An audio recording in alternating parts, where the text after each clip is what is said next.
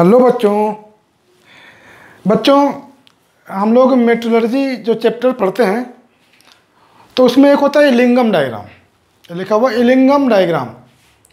तो ये इलिंगम डायग्राम क्या होता है ये बच्चों को समझ में नहीं आता जल्दी, तो इसीलिए मैंने सोचा कि आज एक वीडियो इलिंगम डायग्राम पे बनाते हैं और पूरा इसके बारे में जो भी डाउट है वो क्लियर करते हैं।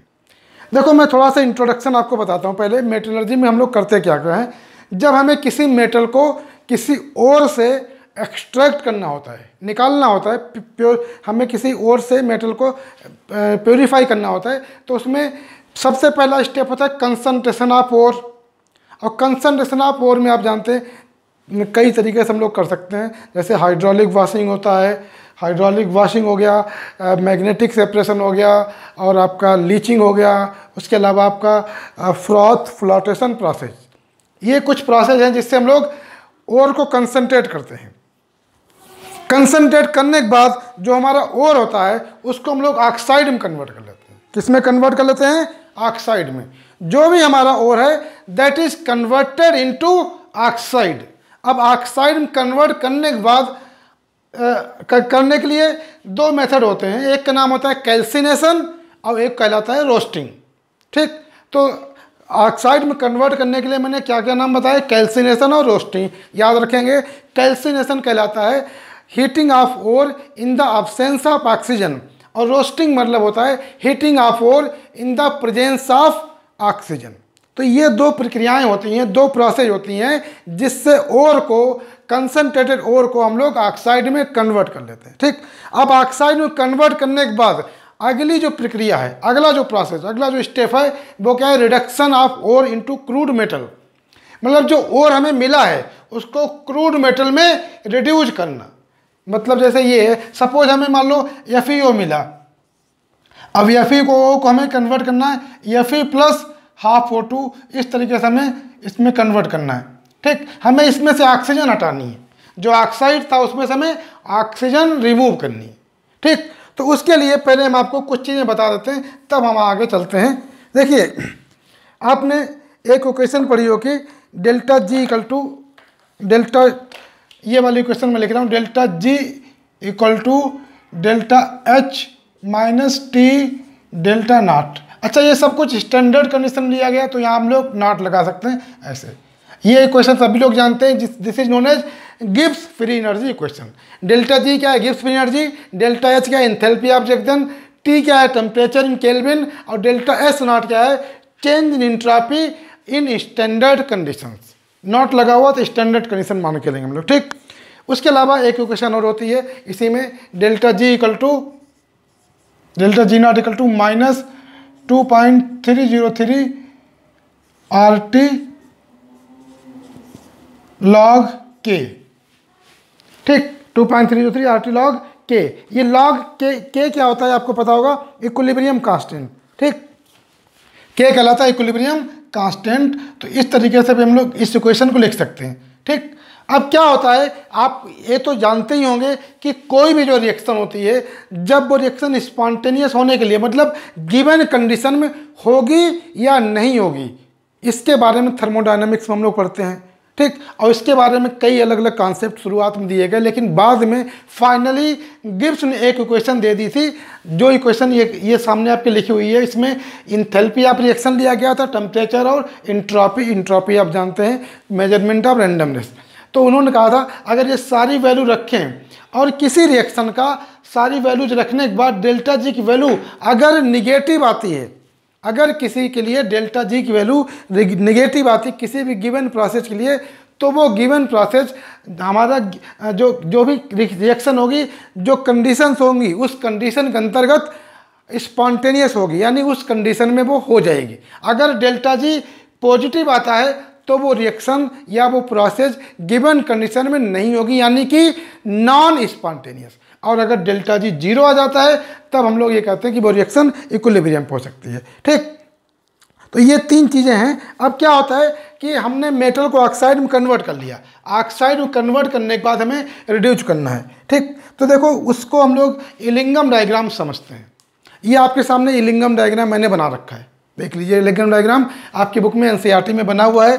ठीक, और इस इलिंगम डायग्राम में देखो इधर लिखा हुआ टेम्परेचर इन केल्विन, क्या लिखा हुआ है, टेम्परेचर इन केल्विन, कितना टेम्परेचर है, 500, 1000, 1500, 2000, 2500, ये लिखा हुआ टेम्परेचर इन केल्विन। ठीक, उसके बाद इधर क्या लिखा हुआ है, delta G, delta G standard condition में डेल्टा जी किसमें, किलोजूल पर मोल ऑफ O2, O2 के लिए डेल्टा जी की वैल्यू लिखी हुई है किलोजूल पर मोल में, और ये वैल्यू आपकी लिखी हुई है। ठीक, ये ग्राफ बनाए गए। आप देखो इन सारे ग्राफ्स में ऑक्साइड बनने को दिखाया गया, जो रिएक्शन दिखाई गई है वो क्या दिखाएंगे, ऑक्साइड बनने को। जैसे यहाँ पर ये वाला ले लें, Mg+O2 MgO बना रहा है। अच्छा, ये ग्राफ यहाँ मुड़ जाता है, मतलब क्या होता है, Mg यहाँ पर पिघल जाता है।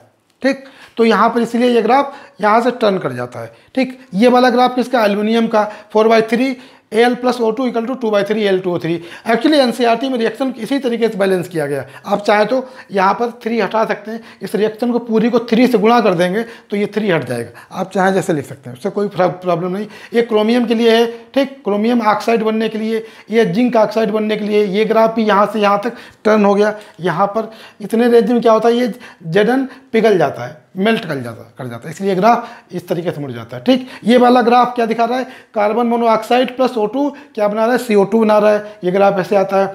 ये वाला ग्राफ दिखा रहा है आपको कार्बन प्लस O2 क्या बना रहा है, कार्बन मोनोऑक्साइड। ठीक, इसमें कार्बन मोनोऑक्साइड CO2 में कन्वर्ट हो रही है, इसमें कार्बन CO में कन्वर्ट हो रहा है। इस वाले ग्राफ में देखो, ये वाला जो रेड वाला ग्राफ जहाँ फिंगर रखी हुई है, इसमें Fe+O2 क्या बना रहा है, FeO, आयरन ऑक्साइड बना रहा है। ठीक, इस वाले ग्राफ में ये वाला C+O2 कार्बन प्लस O2 किस में कन्वर्ट हो रहा है, CO2 में।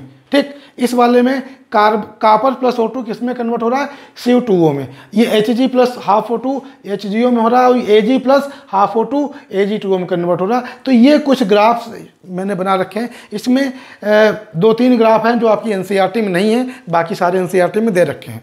ठीक, तो ये सारे जो ग्राफ हैं, ये ग्राफ ऑक्साइड बनने के लिए हैं। मतलब ऑक्साइड बनने को कैसे, किस टेम्परेचर पे ऑक्साइड किस स्पीड से बनेगा, वो आपको दिखाया गया। ठीक, तो यहाँ पे देखो डेल्टा जी की वैल्यू निगेटिव से स्टार्ट हुई, जैसे -1200 है, यहाँ पर डेल्टा जी की वैल्यू -1200, 1100, 1000 इस तरीके से हो रही है। ठीक, तो डेल्टा जी की वैल्यू जितनी ज़्यादा निगेटिव आएगी, डेल्टा जी की वैल्यू जितनी ज़्यादा निगेटिव आएगी, हमारी जो गिवन रिएक्शन है वो उतनी आसानी से हो जाएगी, उतनी ज़्यादा स्पॉन्टेनियस होगी। ठीक, तो आप देख रहे हैं कि जैसे हम लोग ये वाली रिएक्शन लें, यहाँ पर देखो, इसमें यहाँ से देखें या इस पॉइंट किसी पॉइंट में देखें तो डेल्टा जी की वैल्यू निगेटिव है, यहाँ पर जाके डेल्टा जी की वैल्यू 0 हो रही है। तो ये सारी रिएक्शन ये जो टेम्परेचर रेंज में, जहाँ तक ये ग्राफ हमारा इस 0 के नीचे है, मतलब 0 के नीचे में निगेटिव, जिस रेंज में जब ग्राफ हमारा 0 के नीचे है तो वो रिएक्शन होगी। अगर ग्राफ हमारा 0 के ऊपर चला गया, जैसे ऊपर वाला ग्राफ देखो Ag वाला, ठीक, ये वाला ग्राफ आपको दिख रहा है 0 है, ये 0 के और अगर आगे खींचे तो ये 0 के ऊपर चला जाएगा। 0 के ऊपर चला जाने मतलब डेल्टा जी की वैल्यू पॉजिटिव हो जाएगी। 0 के ऊपर जाने मतलब देखो, जैसे ये ग्राफ अगर आगे हम खींचें, ठीक, ऐसे, तो ये ग्राफ आप देख रहे हो 0 यहाँ था और ये 0 के ऊपर चला गया। ठीक, तो 0 के ऊपर चला गया, यानी कि यहाँ पर अगर डेल्टा जी की वैल्यू हम लोग देखें, मान लो यहाँ पर ऐसे आएगी डेल्टा जी की वैल्यू, कहीं यहाँ आएगी, तो ये वैल्यू मान लो +100 आ गई, सपोज मान लिया ऐसे। ठीक, कितनी वैल्यू आ गई, +100। ठीक, तो जब ग्राफ आपका बहुत ऊपर चला गया तो डेल्टा जी की वैल्यू प्लस में चली गई, तो ये जो रिएक्शन है, जो ऑक्साइड बनने की रिएक्शन, ये रिएक्शन नहीं होगी, बल्कि इसकी उल्टी डायरेक्शन रिएक्शन होने लगेगी। मतलब जो Ag2O बना, ये टूट के Ag+O2 बनाने लगेगा। और हमें यही चाहिए, हम यही चाहते हैं कि ये जो रिएक्शन जितनी है हमें उल्टी दिशा में करवानी है, क्योंकि हमें ऑक्साइड बनाना नहीं है। ये जो ऑक्साइड है, ये ऑक्साइड हमारे पास ऑलरेडी बने हुए हैं, ये सब ऑक्साइड हमारे पास ऑक्साइड ये सब बने हुए हैं, हमें इन ऑक्साइड को उल्टी दिशा में करवाना है। ठीक, और अगर उल्टी दिशा में करवाना है तो तरीका क्या है, एक तो तरीका ये है, देखो आप इसको गर्म करते जाओ, हीट करते जाओ। ठीक, जैसे अगर आप क्रोमियम की बात करें, इसको आप हीट करते जाओ, ये ग्राफ ऐसे जाएगा, इस तरीके से जाएगा, और कहीं जाके ये 0 के ऊपर निकल जाएगा, यानी इसका डेल्टा जी पॉजिटिव हो जाएगा। इस रिएक्शन में डेल्टा जी पॉजिटिव हो जाएगा, और जब ये जब ग्राफ ऊपर चला जाएगा उस समय टेम्परेचर बहुत हाई हो सकता है 2,500 केल्विन हो सकता है 3,000 केल्विन या और ज़्यादा हो सकता है। तो उस समय ये रिएक्शन आपकी ऐसे होने लगेगी, उल्टी दिशा में ऐसे, chromium oxide chromium plus oxygen में कन्वर्ट होने लगेगा। और हम यही चाहते भी हैं कि क्रोमियम ऑक्साइड क्रोमियम में टूट जाए, ऑक्सीजन निकल जाए। हम ये नहीं चाह रहे हैं, हम ये रिएक्शन हमें नहीं चाहिए, हम ये रिएक्शन नहीं चाहिए, क्योंकि ये हमारे पास ऑलरेडी तैयार है, इसको हमें वापस इसमें करना है। ठीक, तो आप देख रहे हैं कि टेम्परेचर बढ़ा के उल्टी रिएक्शन का डेल्टा जी निगेटिव कर सकते हैं, मतलब इसका डेल्टा जी पॉजिटिव कर देंगे, यानी उल्टी रिएक्शन का डेल्टा जी निगेटिव हो जाएगा। ठीक, लेकिन प्रॉब्लम क्या होती है, अगर आप टेम्परेचर केवल हीट करके करना चाहते हैं, वो टेम्परेचर बहुत हाई होता है, उतने टेम्परेचर पे रिएक्शन करना आसान काम नहीं होता, इतना हाई टेम्परेचर मेंटेन करना पॉसिबल नहीं होता है। ठीक, तो हम लोग क्या करते हैं, हम लोग यहाँ पर जो रिएक्शन, इस रिएक्शन को किसी दूसरी रिएक्शन के साथ करवाते हैं। कोई हम लोग एक रिड्यूसिंग एजेंट ले लेते हैं, उसके साथ करवाते हैं, यानी जो रिएक्शन हमारी मान लो 2000 या 2500 केल्विन हो रही है, वो हो सकता है हमारी रिएक्शन 1000 या 1000 के अंदर और नीचे कम टेम्परेचर पे ही हो जाए। तो यही इलिंगम डायग्राम से हमें यही पता चलता है। अभी इसका एप्लीकेशन हम लोग करेंगे, देख अभी इसमें तो बहुत सारे ग्राफ बने हुए हैं, तो बहुत एकदम से क्लियर नहीं होगा आपको, लेकिन मैं क्या कहना चाह रहा हूँ इस ग्राफ से वो आप समझने की कोशिश करें। आगे मैं पूरा एक्सप्लेन करूँगा, इंडिविजुअल ग्राफ बना के पूरा समझाएंगे। तो हमें ये रिएक्शन नहीं चाहिए, हमें इसकी उल्टी रिएक्शन चाहिए, यानी जो रिएक्शन इधर जा रही हैं उनका हमें उल्टा डायरेक्शन लाने के लिए हमें ग्राफ बहुत ऊपर ले जाने पड़ेंगे, और ऊपर ले जाने के लिए टेम्परेचर बहुत हाई करना पड़ेगा, जिसमें कि बहुत सारी प्रैक्टिकल बाधाएं हैं, बहुत सारी समस्याएं हैं। कई बार मेटल पिघल जाता है, डिकम्पोज होने लगता है, या जो भी चीज़ें हैं हम लोग उस प्रक्रिया को फॉलो करना थोड़ा मुश्किल काम होता है। ठीक, तो हमें फिर करें क्या। और आप देखो यहाँ पर ये जो रिएक्शन है, अगर डेल्टा एच की वैल्यू आपके पास, डेल्टा एच नॉर्मली निगेटिव होता है।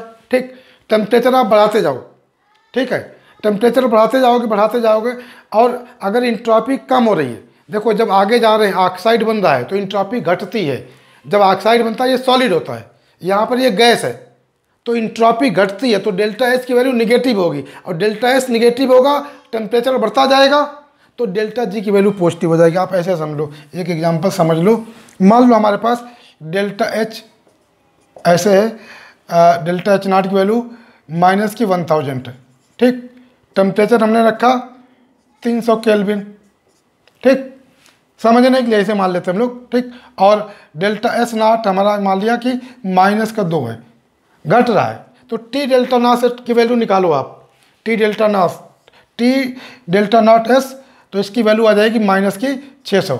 यहाँ पे वैल्यू रखोगे तो डेल्टा जी नॉट की वैल्यू क्या आ जाएगी, -1000, और इसका -600, तो ये वैल्यू हमारी -400 आ जाएगी, यानी रिएक्शन हमारी हो जाएगी। ठीक, अब टेम्परेचर बहुत ज़्यादा बढ़ा दो, टेम्परेचर बहुत ज़्यादा बढ़ा दो, मान लो टेम्परेचर आपने कर दिया 500 केल्विन, या हम लोग और ज़्यादा कर लेते हैं, मान लो हमने कर दिया 700 केल्विन। ठीक, अभी टी डेल्टा नॉट एस निकालो, तो ये वैल्यू आ जाएगी आपकी डेल्टा एस की वैल्यू भी चेंज हो सकती है, बट हम लोग लगभग कांस्टेंट मान लेते हैं समझने के लिए, तो ये वैल्यू आपकी आ जाएगी -1400। अब ये वैल्यू यहाँ रखो -1400, तो ये हमारा प्लस का 400 आ जाएगा। मतलब जो रिएक्शन कम टेम्परेचर हो रही थी, अब हाई टेम्परेचर वो रिएक्शन नहीं होगी, क्योंकि उसका डेल्टा जी पॉजिटिव आ गया। अब यानी रिएक्शन वो उल्टी दिशा में होने लगेगी। इसको ऐसे समझो जैसे कोई कंपाउंड आप बनाते हो, तो कंपाउंड बनता है तो नए नए बॉन्ड बनते हैं, तो नए बॉन्ड बनने के लिए आपको केमिकल्स को, जो भी आपके पास रिएक्टेंट है, उनको हीट करना पड़ता है। हीट करोगे तो नया प्रोडक्ट बनेगा, लेकिन जब ज़रूरत से ज़्यादा हीट कर दोगे तो वही प्रोडक्ट उल्टा डिकम्पोज होने लगेगा, वापस उल्टी दिशा में रिएक्शन चल सकती है, बजाय प्रोडक्ट बनने के प्रोडक्ट डिकम्पोज करने लगता है। तो वही चीज़ यहाँ पर भी है। ठीक, तो फिलहाल इसको हम लोग आगे समझने की कोशिश करते हैं। तो एक एग्जांपल हम लोग जनरल एग्जांपल लेके इसको समझते हैं।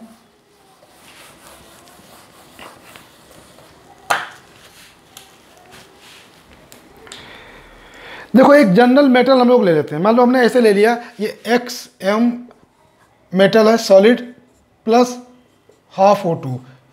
अच्छा, एनसीईआरटी में रिएक्शन को इसी तरीके से बैलेंस किया गया, मैं इसीलिए इस तरीके से लिख रहा हूँ। ठीक, बाकी आप चाहे तो यहाँ पे आप बैलेंस करने के लिए पूरा O2 ले लें, उससे प्रॉब्लम नहीं है, आप कैसे भी बैलेंस कर सकते हैं। तो ये हमारा ऑक्साइड बन रहा है MXO, ठीक, सॉलिड, ये गैस है और ये हमारा सॉलिड है। ठीक, इसका डेल्टा जी निगेटिव आता है, मान लो इसका डेल्टा जी नॉट इस रिएक्शन का निगेटिव आता है। ठीक, डेल्टा जी नॉट इसका कैसा आता है, निगेटिव आता है। ठीक है, अब यहाँ पर क्या होता है, जैसा कि मैंने अभी आपको बताया, जो इक्वेशन हमारे पास है ये वाली, delta G naught equal to delta H naught minus T delta S naught. ठीक, अब जरा ध्यान से देखो, जब आगे आप जा रहे हैं, जब रिएक्शन आगे जा रही है, तो इस केस में यहाँ पर ये सॉलिड है, ये गैस है, ये सॉलिड है। आगे जाने पर ये भी सॉलिड और ये भी सॉलिड, इधर गैस है। तो ये सोचो आगे जाने पर इंट्रॉपी बढ़ रही कि घट रही है? इंट्रॉपी घट रही है। इंट्रॉपी क्या हो रही है? घट रही है इंट्रॉपी। इंट्रॉपी की वैल्यू घट रही, मतलब डेल्टा एस की वैल्यू निगेटिव आएगी, जैसा कि मैंने अभी आपको बताया था। क्योंकि यहाँ पर O2 गैस है, यहाँ पर बिखराव यानी रैंडमनेस ज़्यादा होगी, यहाँ पर रैंडमनेस कम हो जाएगी। क्योंकि रैंडमनेस मतलब इंट्रॉपी क्या होता है? Measurement of randomness. अगर गैस से सॉलिड बन रहा है तो फिर जाहिर सी बात है रैंडमनेस कम होगी। ठीक, तो डेल्टा एस निगेटिव रखोगे तो ये वैल्यू पॉजिटिव हो जाएगी। ठीक, तो डेल्टा जी की वैल्यू पहले तो निगेटिव आ रही होगी डेल्टा एच को मिला के, लेकिन जैसे जैसे टेम्परेचर बढ़ाओगे वैसे वैसे डेल्टा जी की वैल्यू पॉजिटिव आना शुरू हो जाएगी। अभी निगेटिव है, मान लो निगेटिव में पहले 400 है। ठीक, टेम्परेचर बढ़ाया, निगेटिव में 300 हो गई, और टेम्परेचर बढ़ाया, निगेटिव में 200 हो गई, और टेम्परेचर बढ़ाया, निगेटिव में 100 हो गई, और बढ़ाया 0 हो गई, और बढ़ा दिया +100 हो गई। तो ये टेम्परेचर बढ़ा के इसकी डेल्टा जी जो निगेटिव थी वो पॉजिटिव आप कर सकते हैं। ठीक, लेकिन मैंने वही बताया कि जब तक ये पॉजिटिव करोगे, जब ये वैल्यू पॉजिटिव हो जाएगी तब ये रिएक्शन उल्टी चलने लगी, मतलब ये रिएक्शन ऐसे हो जाएगी। जब आप इसकी डेल्टा जी पॉजिटिव कर दोगे इस रिएक्शन के लिए, तो ये रिएक्शन आपकी ऐसे हो जाएगी, MXO solid plus equal to क्या बना देगा, XM प्लस हाफ O2। ये एक सॉलिड और ये गैस। ठीक, तो जब टेम्परेचर बहुत ज़्यादा बढ़ा दोगे तो इसका डेल्टा जी पॉजिटिव हो जाएगा, यानी ये रिएक्शन उल्टी चलने लगी। देखो मैंने उसका उल्टा रिएक्शन लिखा हुआ है। ठीक, तो ये रिएक्शन उल्टी चलने लगेगी, तो मतलब ये हुआ कि रिएक्शन हमें चाहिए यही रिएक्शन, इनफैक्ट हमें यही चाहिए रिएक्शन, लेकिन यहाँ तक आते आते यहाँ इसका डेल्टा जी, अच्छा इसके लिए जो डेल्टा जी था, अब ये डेल्टा जी इसके लिए पॉजिटिव है तो इसके लिए डेल्टा जी क्या हो जाएगा, निगेटिव। मान लो इसके लिए डेल्टा जी +100 है तो इसके लिए डेल्टा जी -100 हो जाएगा। एक गिवन टेम्परेचर पर अगर इसका डेल्टा जी +100 है तो उसी टेम्परेचर पर इसका डेल्टा जी -100 होगा, क्योंकि रिएक्शन उल्टी हो गई। हम यही चाहते हैं कि ये हो जाए, लेकिन ऐसा करने के लिए क्या होता है कि अगर आप ऐसे ही करोगे डायरेक्ट तो बहुत हाई टेम्परेचर चाहिए होता है, बहुत से प्रैक्टिकल डिफ़िकल्टीज आ जाती हैं, तो हम लोग ऐसे नहीं कर सकते। ठीक, तो देखो इलिंगम डायग्राम को अगर आप ध्यान से देखें, इलिंगम डायग्राम में आप ज़रा ध्यान से देखिए सारे डायग्राम। ठीक, तो यहाँ पर मैं आपको बताता हूँ कैसे इसको इलिंगम डायग्राम को हम लोग अप्लाई करते हैं।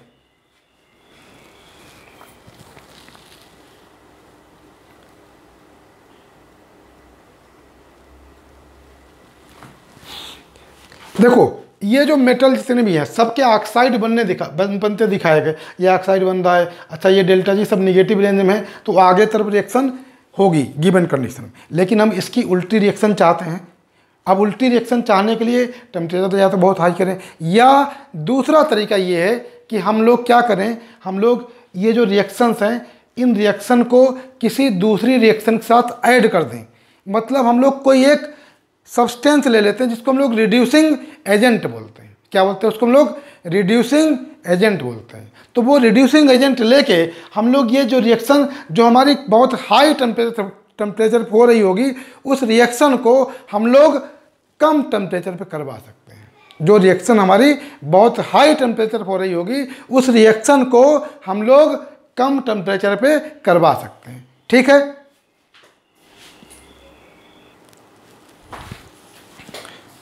अब इसमें आप क्या कर सकते हैं, देखो जैसे मैं आपको बताऊं, हम लोग कार्बन को रिड्यूसिंग एजेंट की तरह यूज करते हैं। जैसे हमारे पास FeO है, FeO को हमें रिड्यूस करना है। मान लो हमने कार्बन ले लिया इसमें, ठीक, कार्बन के साथ इसको रिएक्शन करा दें तो ये मान लो बना दिया Fe प्लस CO बना दिया। तो इस कार्बन ने क्या किया, इस ऑक्सीजन को लेके चला गया, ठीक, इस कार्बन ने FeO को रिड्यूस करा दिया और इसका डेल्टा G निगेटिव है मान लो, और ये कम टेम्परेचर पे ही हो जा रहा है।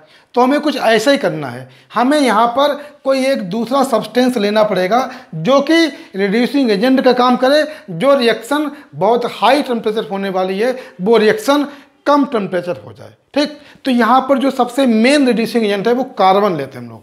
क्या लेते हैं हम लोग, कार्बन लेते हैं। तो कार्बन को कैसे रिड्यूसिंग एजेंट की तरह यूज करते हैं वो हम डिस्कस करने वाले हैं। ठीक, तो इस ग्राफ को हम अभी मिटा रहे हैं, अब हम आपको रिड्यूसिंग नेचर ऑफ कार्बन बताते हैं, फिर उसके बेस पे आपको समझाएंगे ये डायग्राम अप्लाई कैसे करना है, कैसे इस डायग्राम को हम लोग किसी मेटल ऑक्साइड को रिड्यूस करने में यूज करेंगे। ठीक है।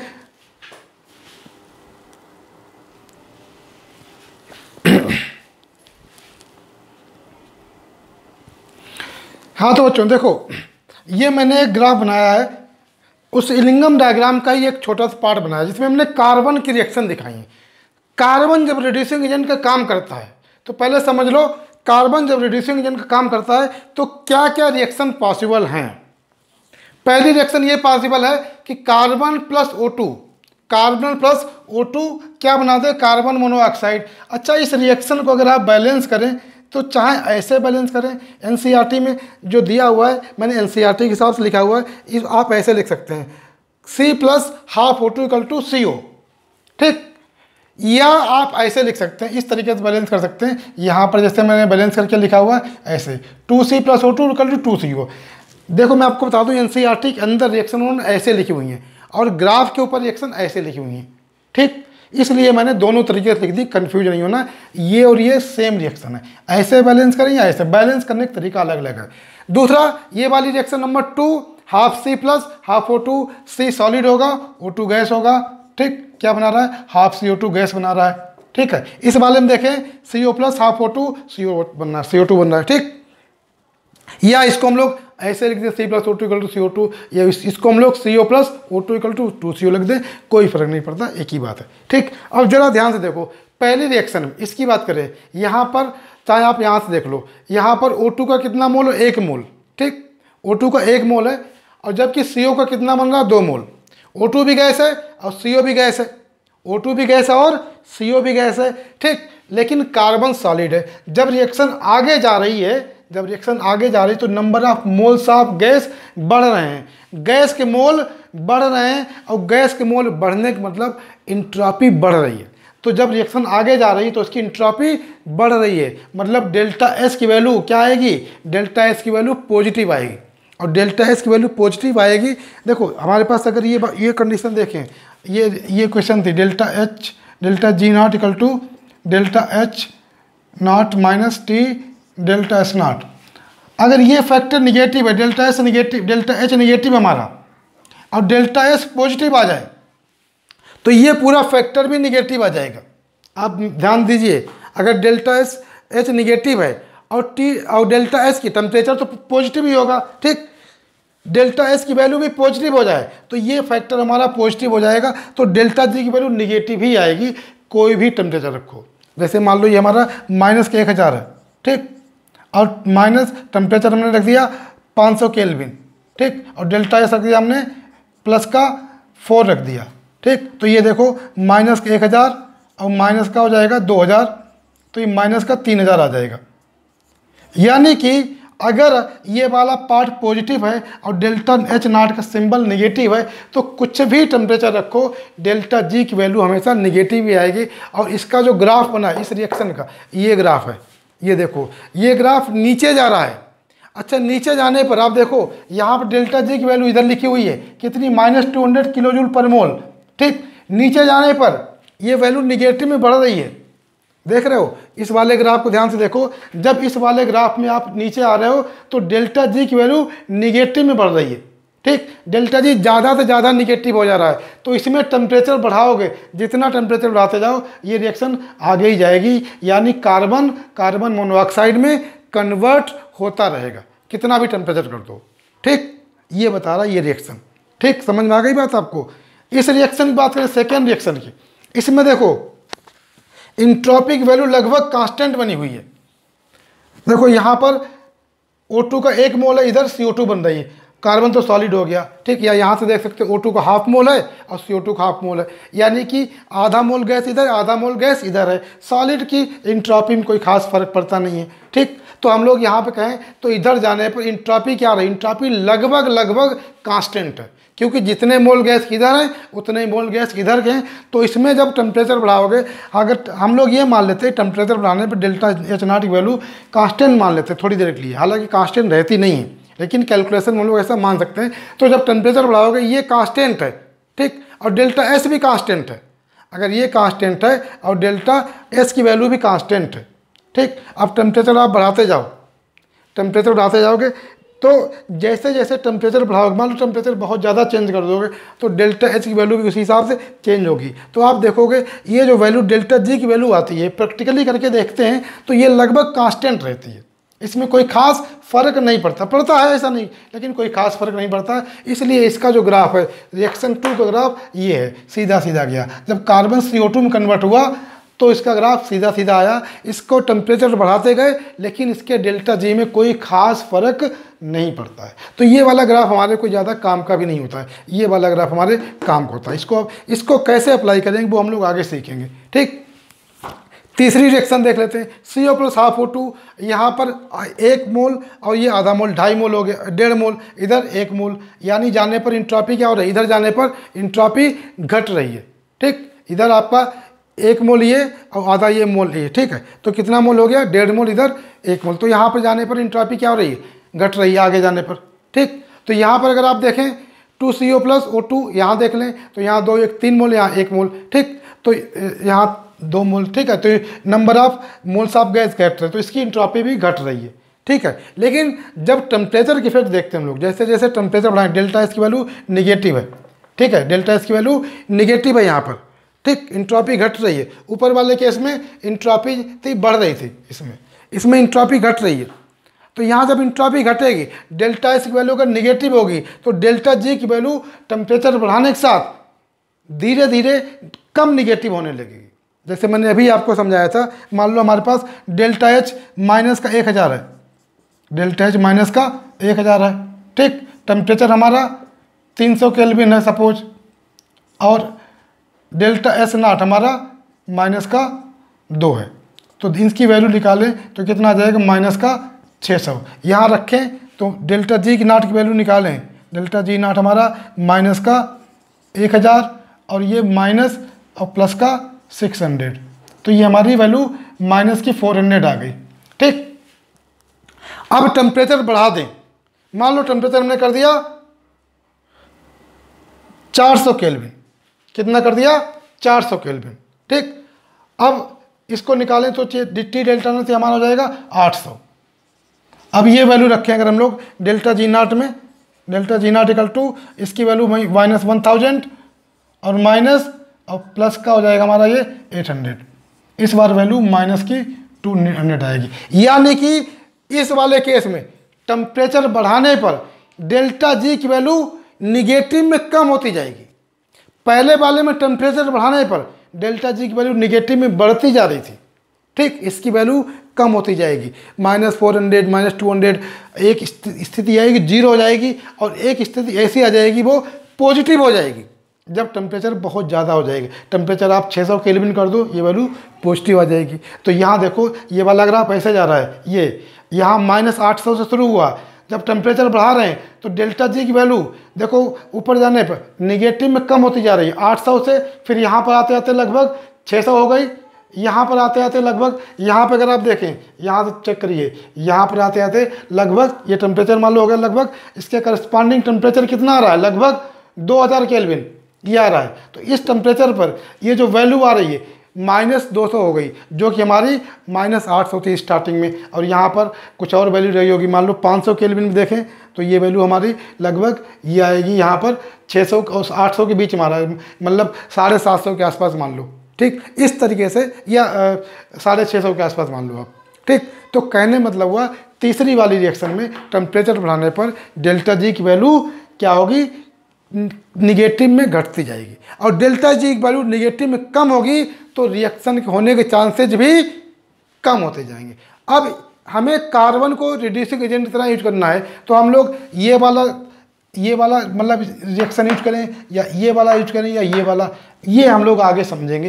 कैसे इसको हम लोग अप्लाई करते हैं वो हम लोग आगे समझने की कोशिश करेंगे। ठीक, तो इसका एप्लीकेशन हम लोग पढ़ेंगे। तो इसके लिए मैं एक दूसरा ग्राफ बनाऊंगा अभी, उससे मैं आपको समझा रहा हूँ।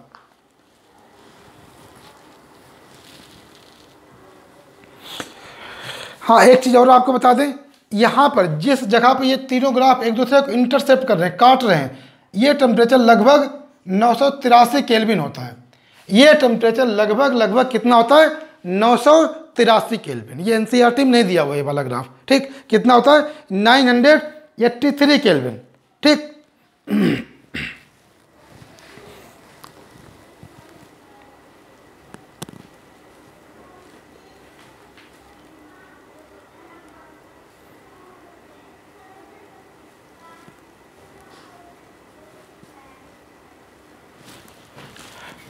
तो आप देखेंगे अगर किसी मेटल ऑक्साइड को हम लोग इस रिएक्शन के साथ जोड़ते हैं, इस रिएक्शन के साथ, तो अक्सर होता है कि काफ़ी हाई टेम्परेचर लेना पड़ता है। ठीक, तो काफ़ी हाई टेम्परेचर पर हमें उसको रिड्यूस करना पड़ेगा, तो क्योंकि इसकी डेल्टा जी की वैल्यू टेम्परेचर बढ़ाने पर ज़्यादा निगेटिव हो रही है। ठीक, तो क्या होता है, हाई टेम्परेचर रिड्यूस करने में कई प्रॉब्लम होती हैं, कॉस्ट उसकी बहुत ज़्यादा हो जाती है, कभी मेटल पिघल जाता है कभी, और प्रैक्टिकली इतना हाई टेम्परेचर मेंटेन करना पॉसिबल नहीं होता है। ठीक, तो अब हम लोग इस ग्राफ को कैसे अप्लाई करेंगे, इन रिएक्शन को कैसे हम लोग मेटल ऑक्साइड के साथ जोड़ेंगे, पहले वो बताते हैं, फिर इसका ग्राफ का एप्लीकेशन आपको बताते हैं। ठीक, तो नेक्स्ट हम लोग इसमें पढ़ेंगे इसका जो रिएक्शन हमने लिखी है इनको कैसे अप्लाई करें। तो यहाँ पर मैं लिख रहा हूँ कुछ रिएक्शंस। अब ये ग्राफ मुझे हटाना पड़ेगा क्योंकि जगह कम है।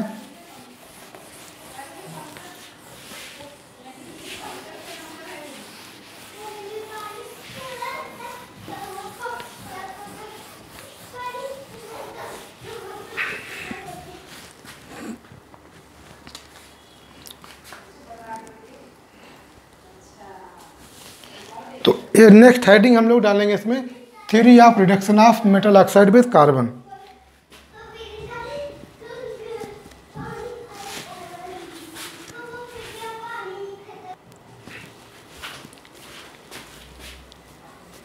Theory of reduction of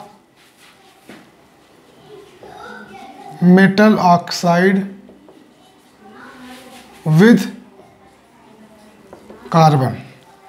theory of reduction of metal oxide with carbon. देखो, मेटल ऑक्साइड रिडक्शन आप ऐसे लिख सकते हैं, ऐसे MXO, ये हमने कोई जनरल ऑक्साइड मान लिया, ये टूटेगा तो क्या बनाएगा, metal solid plus half O2। ठीक, अब हमें ये रिएक्शन चाहिए, लेकिन ये रिएक्शन दुर्भाग्य बस ये बहुत हाई टेम्परेचर हो रही है। ठीक, अब इसका डेल्टा जी कैसा, इसका डेल्टा जी है पॉजिटिव, इसका डेल्टा जी है पॉजिटिव, तो ये रिएक्शन नहीं हो पा रही। हम क्या करते हैं, इन तीनों रिएक्शन साथ इसको जोड़ के देखते हैं, इसको तीनों रिएक्शन साथ जोड़ते हैं। मान लो इसके साथ जोड़ते हैं, ठीक, इसके साथ जोड़ें, मान लो हमने पहली रिएक्शन साथ जोड़ा, पहली रिएक्शन में यहाँ लिखते हैं C solid equal plus half O2 equal to क्या बन जा रहा है, मेटल सॉलिड प्लस CO। ठीक, ये बन जा रहा है। मान लो किसी गिवन टेम्परेचर इसका डेल्टा जी निगेटिव आ रहा है, कितना आ रहा है, निगेटिव आ रहा है। ठीक, अब इसको हम एक वैल्यू दे देते हैं, मान लो इसकी वैल्यू आ रही है प्लस की 600, तो ये रिएक्शन नहीं होगी, गिवन कंडीशन ये अंडरस्टूड है। इसकी वैल्यू आ रही मान लो माइनस की 1000, इसको आगे मैं और क्लियर करूंगा, एक एग्जाम्पल FeO का दे के समझाऊंगा आपको। ठीक, अब इन दोनों रिएक्शन को जोड़ो, इस वाली हमें ये रिएक्शन करवानी थी, इसको इसके साथ जोड़ा हमने, यानी कि इस कंपाउंड को कार्बन के साथ हीट किया। ओवरऑल इसका मतलब ये हुआ कि ये मेटल ऑक्साइड है, इसको कार्बन के साथ हमने हीट किया किसी एक टेम्परेचर। वो टेम्परेचर क्या होगा वो तो हम लोग इलिंगम डायग्राम से डिसाइड करेंगे, ठीक। इसकी डेल्टा जी प्लस की 600 है, इसकी डेल्टा जी माइनस की 1000 है। दोनों रिएक्शन जोड़ोगे तो हाफ O2 कैंसिल हो गया। अब आपको ये समझ में आ गया होगा कि हमने ऐसे क्यों बैलेंस की रिएक्शन, क्योंकि O2 कट जाता है। तो क्या रिएक्शन आई हमारी, MXO प्लस O2 तो कट ही गया, कार्बन बचा इधर सॉलिड, इधर इक्वल टू क्या बन गया, मेटल सॉलिड प्लस CO, ये सॉरी CO2 नहीं है, CO है, CO, ठीक, ये बन गया। हमने क्या किया, ये रिएक्शन हम करवाना चाहते थे, किसी एक टेम्परेचर पर नहीं हो पा रही थी क्योंकि डेल्टा जी पॉजिटिव था। लेकिन जब इसमें मेटल ऑक्साइड में, यहाँ देखो MXO, ये मेटल ऑक्साइड, इसमें हमने मिला दिया कार्बन। जैसे हमारा ऑक्साइड था, हीट कर रहे थे, नहीं मेटल मिल रहा, उसमें कार्बन थोड़ा हमने कार्बन मिला दिया और उसको हीट किया, उसी टेम्परेचर में वो रिएक्शन हो गई, ठीक। समझो ये मेटल ऑक्साइड है, आपने 500 या 800 या कुछ भी टेम्परेचर पे हीट किया, अब ये मेटल में कन्वर्ट नहीं हो रहा है, अब उसमें तुमने कार्बन मिला दिया, कार्बन मिलाने के बाद हीट किया, उसी टेम्परेचर पे आपको मेटल मिल जाएगा। यहाँ पर मेटल आपको नहीं मिल पा रहा था, तो क्यों मिल जाएगा, क्योंकि अब इसका डेल्टा जी जोड़ो कितना जाएगा, डेल्टा जी माइनस का 400 हो जाएगा, ठीक। ये नॉट रहेगा हर जगह, एक्सटर्नल कंडीशन, ठीक। और आपको ये पता होना चाहिए जब दो रिएक्शन जुड़ती हैं तो उनके डेल्टा जी डायरेक्ट जुड़ जाते हैं, डेल्टा जी को हम लोग डायरेक्ट जोड़ सकते हैं, तो यही करना है हमें, ठीक। तो हमने क्या किया, इस रिएक्शन को इसके साथ ऐड किया तो हमें ये रिएक्शन मिली। अब हम लोग बाकी रिएक्शन के साथ भी इसको ऐड करके देखते हैं। जैसे हमने ये ऐड किया वैसे ही आप सबके साथ ऐड करो, इसको आप इसके साथ भी ऐड करो, इसके साथ भी ऐड करो, क्या रिएक्शन बन के आती वो आपकी बुक में लिखी हुई हैं। तो मैं यहाँ पर लिखता हूँ, मैं डायरेक्ट लिखूँगा, एक मैंने आपको बता दी कैसे ऐड करना है, मैं अब डायरेक्ट लिखता हूँ। तो हम लोग क्या करेंगे, add the above equation with equation 1, 2 and 3, मतलब ये इक्वेशन को इन तीनों के साथ जोड़ना है, ठीक। तो जोड़ के डायरेक्ट लिखते हैं, तरीका जोड़ने का मैंने आपको बता दिया। इसके साथ जोड़ोगे तो अभी हम लिख ही चुके हैं, क्या बन जाता था, MXO प्लस कार्बन, अब कार्बन सॉलिड होगा, मेटल ऑक्साइड सॉलिड होगा, मैं लिख नहीं रहा हूँ, ठीक।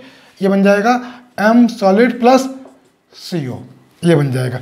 इस रिएक्शन इसके साथ जोड़ो तो क्या बन जाएगा, देखो O2 कट जाएगा, हाफ O2 इधर, हाफ O2 इसमें भी है, कट जाएगा, O2 किसी में नहीं आएगा, तो ये क्या बनेगा, MXO solid plus half C, ये बना देगा XM प्लस हाफ CO2, ये बना देगा XM प्लस हाफ CO2। तीसरी वाले को अगर हम लोग जोड़ें MXO प्लस CO, और ये O2 कट जाएगा, इधर क्या बन जाएगा आपका XM, यहाँ भी XM होगा प्लस CO2। ये तीन रिएक्शन हमारे सामने बन के आ जाएंगी, ठीक। तो जब इस रिएक्शन को आप एक बार इससे कराओ, इससे कराओ, इसके साथ, यानी कि मेटल ऑक्साइड को एक बार कार्बन साथ रिड्यूस किया तो ये रिएक्शन मिली, कार्बन साथ रिड्यूस किया लेकिन इधर CO बना, यहाँ CO2 बना, तो ये रिएक्शन मिली, और कार्बन मोनोऑक्साइड से रिड्यूस किया तो ये बना मेटल और CO2 बन गई, ठीक। तो इस मेटल ऑक्साइड को आप कार्बन साथ रिएक्शन करा सकते हो और वो CO बने, या कार्बन साथ करा सकते हो वो CO2 बने, या कार्बन मोनोऑक्साइड साथ करा सकते हो और वो CO2 में कन्वर्ट हो जाए, ठीक। तो आपको मेटल तीन तरीके से मिल सकता है। हमारा जो पर्पज़ है, हमारा जो उद्देश्य है, हमें वो मेटल लाना, ये मेटल प्राप्त करना है। अब ये डिपेंड करता है कि इस ऑक्साइड को आप ये वाली रिएक्शन, ये कार्बन प्रीफर करोगे, ये प्रीफर करोगे कि ये प्रीफर करोगे। ये वाली रिएक्शन तब होती है जब आप ऑक्सीजन की सप्लाई कम कर देते हो। देखो यहाँ पर एक कार्बन पे आधा मोल ऑक्सीजन है, यहाँ पे आधा कार्बन पे आधा मोल ऑक्सीजन है, मतलब यहाँ पर कार्बन को जब ऑक्सीजन की सप्लाई कम करते हो, कार्बन को जब ऑक्सीजन की सप्लाई कम करते हो, ठीक।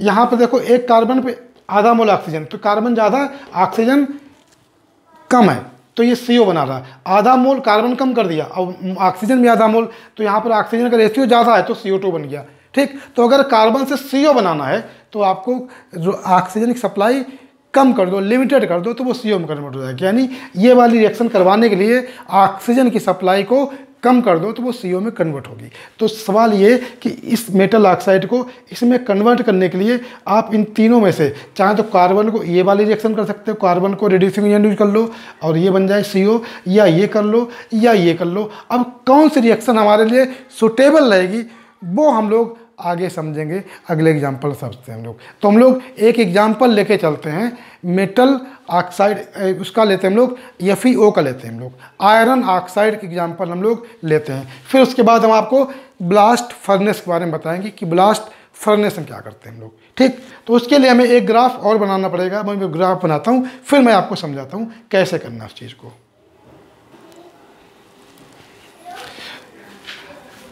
देखो बच्चों, इसमें ये ग्राफ आपकी NCERT में बना हुआ, वही मैंने बनाया है। ठीक, इसमें हम लोग FeO के रिडक्शन की बात करेंगे। ये वाली रिएक्शन देखो, ये किसकी रिएक्शन है? FeO की। ठीक, किसकी रिएक्शन है बोलो? FeO के रिडक्शन के लिए दिखा रखी है हमने। ठीक, तो अगर हम लोग इसकी बात करें, FeO के रिडक्शन की बात करें हम लोग, तो ये टेम्परेचर है, ये वाला जो टेम्परेचर होता है ये लगभग आपका होता है 1073 केल्विन। जहाँ पर ये ग्राफ एक दूसरे को कट कर रहे हैं, ये ग्राफ हमने लिखा हुआ है C से CO बन रहा है। ठीक, ये वाला ग्राफ Fe से FeO बन रहा है, और ये वाला ग्राफ जो ब्लू वाला है ये CO प्लस O2 क्या बना रहा है? CO2। ठीक, और ये वाला ग्राफ जो बीच वाला है ये C plus O2 CO2। Carbon के तीनों ग्राफ जो पीछे बनाए थे वो बना दिए, और साथ में एक ग्राफ हमने Fe का बना दिया। ठीक, अब जरा हम लोग इसको देखते हैं। हमें देखो, हमें ये रिएक्शन नहीं चाहिए, हमें इसकी उल्टी चाहिए, हमें उसकी उल्टी चाहिए। FeO इक्वल टू क्या बनाना है? Fe प्लस हाफ O2 हमें बनाना है। ठीक, अब जाहिर सी बात है अगर इसकी उल्टी रिएक्शन हमें इधर लानी है तो डेल्टा G निगेटिव करना पड़ेगा। ठीक, एक हमने टेम्परेचर यहाँ पे अज्यूम कर लिया, जो आपकी बुक में टेम्परेचर माना गया 1400 केल्विन, 1400 डिग्री सेल्सियस है। सॉरी, बुक में आपका जो टेम्परेचर दिया है वो डिग्री सेल्सियस में दिया है। ठीक, चलो हम लोग डिग्री सेल्सियस ही मान लेते हैं। तो 1400 डिग्री सेल्सियस की बात करें तो 1400 डिग्री सेल्सियस ये यहाँ पर मान लिया हमने। ठीक, तो यहाँ पर इसकी डेल्टा G जो है, इसकी जो डेल्टा G है वो यहाँ कहीं आएगी जाके, ऐसे ये मैं लिख देता हूँ यहाँ पर, ये वैल्यू ये यहाँ कहीं पर आएगी, इस तरह को ऐसे मिलाते हैं लाइन को, कहीं यहाँ पर आती जाके वैल्यू। ठीक, तो ये वैल्यू 300, ग्राफ थोड़ा बनाने में गड़बड़ी हो सकती है। ठीक है, क्योंकि ऊपर नीचे लाइनें हो जाती हैं, क्योंकि बहुत मेजर कह सकते हम लोग ग्राफ बना नहीं रहे। तो ये मान लो हमारा 300 के आसपास यहाँ पे आ रहा है -300। ठीक, ये ऐसे ग्राफ है। ठीक है, अब क्या होता है देखो, इस ग्राफ की बात करें, इसकी ये रेड वाला, ठीक, इसका जो डेल्टा G आ रहा है, इसका जो डेल्टा G आ रहा है 1400 डिग्री सेल्सियस। ये टेम्परेचर कितना है? ये वाला टेम्परेचर हमारा है 1400 डिग्री सेल्सियस। ये टेम्परेचर हमारा है 1400 डिग्री सेल्सियस। हमने टेम्परेचर इस बार डिग्री सेल्सियस में लिखे हैं, ये ध्यान रखिएगा, क्योंकि आपकी बुक में भी डिग्री सेल्सियस में दिया है। ठीक, तो यहाँ पर इस टेम्परेचर पर इसका डेल्टा G कितना आ रहा है? यहाँ पर जो वैल्यू आती है वो प्रैक्टिकली निकाले देखी जाती है। तो ये जो वैल्यू यहाँ पर देखो, ये वैल्यू आ रही है, और ये वैल्यू आती है -341। ये वैल्यू आती है -341 केल्विन, सॉरी 1 किलो जूल पर मोल। ठीक, तो इसका जो डेल्टा G आएगा, इसका जो डेल्टा G आएगा, इसका डेल्टा G आता है 341 किलो जूल पर मोल। अच्छा, ये डेल्टा G माइनस में है, लेकिन माइनस कब है? जब रिएक्शन ऐसे लिखी हुई है, उल्टा लिखा हमने रिएक्शन को, उल्टा लिखा तो इसका साइन भी उल्टा, ये प्लस का हो जाएगा, प्लस का 341। ठीक, थोड़ा और बड़ा लिख देता हूँ। तो इस रिएक्शन का जो डेल्टा G होगा ये प्लस का 341 किलो जूल हो जाएगा। कब? टेम्परेचर 1400 डिग्री पर। हमने एक टेम्परेचर ले लिया, आप कोई भी टेम्परेचर ले सकते हैं, ऐसा कुछ नहीं है। ठीक, अब अगर हम लोग बात करें इस रिएक्शन की, अगर हम लोग इस वाली रिएक्शन को इसके साथ जोड़ें, ये वाली रिएक्शन, ये इसके साथ, इसका भी 1400 डिग्री पर देखें, 1400 डिग्री पर इसको लिखें हम लोग, ये वाली रिएक्शन लिखते, चलो पहले रिएक्शन लिख लेते हैं हम लोग। क्या है reaction? C plus half O2 क्या बना रहा है? CO। ठीक, ये बना रहा है। इस टेम्परेचर इसका देखो डेल्टा G, ये डेल्टा G यहाँ मिल रहा है आपको, ये यहाँ पर ये वैल्यू लिखी हुई है। कितनी वैल्यू आ रही है? 447। और कैसी होगी? निगेटिव ही होगी। ये रिएक्शन नीचे जा रही है तो जाहिर सी बात ये वैल्यू भी कैसी होगी, निगेटिव। अच्छा ये रिएक्शन हमने सीधी सीधी लिखी है, इसको तो उल्टा किया नहीं, तो इसका डेल्टा जी आपको निगेटिव ही लिखना पड़ेगा। तो इसका डेल्टा जी आप लिखेंगे माइनस का 347, इसका डेल्टा जी कितना हो गया, माइनस का 347, आप ऐसे लिख सकते हैं, इसका डेल्टा जी माइनस का 347 हो गया, ठीक, सॉरी 447, माइनस का 447 ये हो गया, ठीक। अब इन दोनों रिएक्शन को एक साथ जोड़ें, आगे इन दोनों रिएक्शन को जोड़ें, हाफ ओ टू कैंसिल हो गया, क्या बन गया हमारे पास FeO प्लस C, और इधर क्या बन जाएगा Fe प्लस आपका आ जाएगा CO, और डेल्टा जी ये माइनस ये प्लस दोनों को सॉल्व करो तो डेल्टा जी इसका हो जाएगा माइनस का, ये हो जाएगा, इसमें से घटाओगे 106, माइनस में आ जाएगा, डेल्टा जी माइनस में आ जाएगा, ठीक। कितना आ जा रहा हमारा, माइनस का 106 किलोजूल पर मोल, यूनिट क्या होगी, किलोजूल पर मोल, ठीक। तो देखो ये रिएक्शन हम करवाना चाहते थे, अगर ये रिएक्शन हम करवाते तो हमें बहुत हाई टेम्परेचर चाहिए होता, हमें इस रिएक्शन को करवाने के लिए ये बहुत ज़्यादा ग्राफ आगे ले जाना पड़ता है, टेम्परेचर बहुत ज़्यादा होता है। जब ये ग्राफ ये -300 हो, इसके बाद माइनस का 200 होता, फिर -100, फिर 0, उसके बाद 0 के बाद पॉजिटिव होता। जब इसकी डेल्टा जी पॉजिटिव हो जाती है ऊपर जाने पर, तब उल्टी रिएक्शन होती है। लेकिन उस रिएक्शन को हमने 1400 केल्विन पे 1400 डिग्री सेल्सियस पर करवा लिया, इसके साथ कार्बन साथ जब जोड़ा, यानी FeO में कार्बन मिला दो, FeO को प्योर फॉर्म में लोगे और तुम चाहते हो उससे Fe बन जाए, तो तुमको बहुत हाई टेम्परेचर चाहिए होगा। लेकिन FeO में कार्बन मिला के रिएक्शन कराओ तो 1000, ये टेम्परेचर जो था 1073 केल्विन, इसके ऊपर कोई भी टेम्परेचर ले लो, हमने 1400 का एग्जाम्पल लिया, आप यहाँ ले लो, आप यहाँ ले लो, कहीं पर भी, बस कंडीशन ये होनी चाहिए कि डेल्टा जी निगेटिव होना चाहिए, मतलब ये वाला ग्राफ उस वाले ग्राफ के नीचे आना चाहिए, ये वाला ग्राफ इस वाले ग्राफ के नीचे आना चाहिए जहाँ पर, और जहाँ पर नीचे होगा उस टेम्परेचर पे रिएक्शन हो जाएगी। अगर आप यहाँ पर करवाना चाहोगे, यहाँ पे ले लो, यहाँ पे ये ग्राफ ऊपर, ये वाला ग्राफ इसके ऊपर है, तो इस टेम्परेचर पे, यहाँ मान लो 500 केल्विन है, तो 500 केल्विन पे रिएक्शन नहीं होगी, मतलब ये रिएक्शन 1073 केल्विन से नीचे टेम्परेचर पर नहीं होगी, उससे ऊपर के टेम्परेचर पे ही होगी, इसके ऊपर का कोई टेम्परेचर ले लो, ठीक। अब ये रिएक्शन हो जाएगी क्योंकि डेल्टा जी निगेटिव आ जाएगा, ठीक। इसी तरीके से अगर आप मान लो, तो ये तो इसके साथ हो गया, इस रिएक्शन साथ कराया, ठीक। अगर आप इसको करवाना चाहते हैं इसके साथ,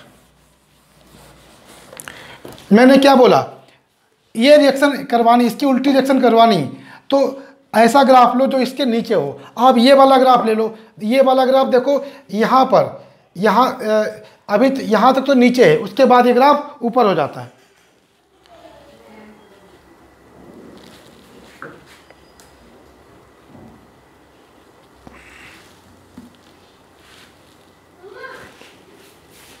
ये वाला ग्राफ थोड़ा सा मैं सही कर दूं क्योंकि बनाने में थोड़ी सी गड़बड़ी हुई है। इसको ग्राफ को एक्चुअली ये ग्राफ ऊपर हो जाता है बाद में जाने के बाद, ये ऐसे आता है, इस तरीके से ऐसे जाता है, ठीक। इसको मैं थोड़ा सा डार्क कर दूं, ऐसे ये ग्राफ ऐसे जाता है। ये ग्राफ है हमारा किसका, CO plus half O2 equal to CO2, इसका ग्राफ है, ठीक। तो अगर इसके साथ जोड़ोगे इस रिएक्शन साथ, तो आपको टेम्परेचर इससे यहाँ पर जो भी टेम्परेचर होगा उससे कम टेम्परेचर लेना पड़ेगा। जिस टेम्परेचर पे भी ये ग्राफ क्रॉस कर रहे हैं यहाँ पर, उससे कम टेम्परेचर पे आप कराओगे तब इसके साथ करा सकते हो रिएक्शन, ठीक। तो मैंने आपको बताया कि यहाँ पर अगर रिएक्शन करवानी है तो जिसका रिडक्शन करवाना जिस मेटल का, उसको उसके साथ जोड़ो जो ग्राफ उसके नीचे आ रहा हो। अगर आप देखो इसकी बात करें, मान लो आपने ये रिएक्शन फिर से करवानी है, FeO equal to Fe plus half O2, इसको इसके साथ जोड़ना है, इसके साथ, इस वाली रिएक्शन साथ। ये वाली रिएक्शन क्या है, यहाँ पे लिखता हूँ, ये वाली रिएक्शन थी हमारी CO plus half O2 equal to CO2।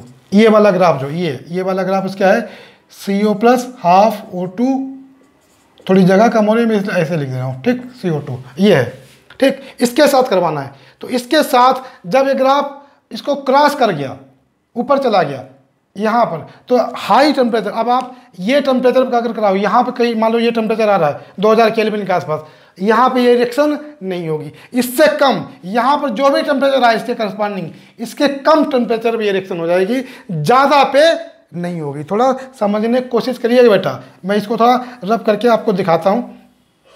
मान लो आपको 1000 केल्विन रिएक्शन करवानी है, ठीक, तो यहाँ पर हम लोग ले लेते हैं 1000 केल्विन पे ये वाला ग्राफ हमारा ऐसे आ रहा है, ठीक, ये आ रहा है।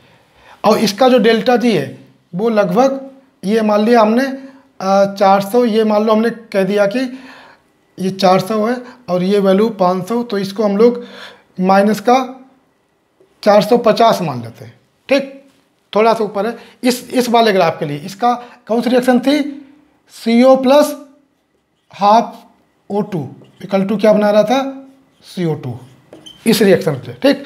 इसी टेम्परेचर पे इसका डेल्टा जी देखो, इसका डेल्टा जी इसी टेम्परेचर पे इसका डेल्टा जी देखो, यहाँ आ रहा है, ये लगभग यहाँ आ रहा है। मान लो ये आ रहा है, ये 400 से थोड़ा नीचे है, मान लिया हमने 390 कितना है, मान लिया हमने ये कितना आ रहा है, लगभग माइनस का 390, ठीक।